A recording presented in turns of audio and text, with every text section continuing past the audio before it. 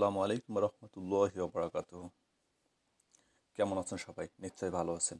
আজকে আমরা শিখব কিভাবে এনআইডি কার্ড বের করা যায় সে পদ্ধতিটা একটু শিখব।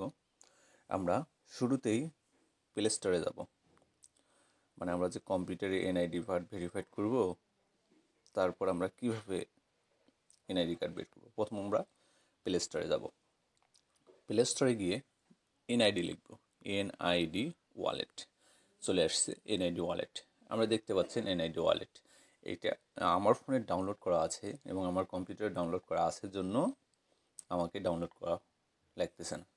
প্রিয় বন্ধুরা, এবার আমরা আমাদের সেই এনআইডি ওয়ালেট এখানে যাব।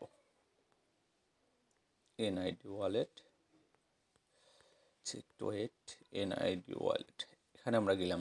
এনআইডি ওয়ালেট এখানে কম্পিউটারে থাকা আপনার দিতে পারেন।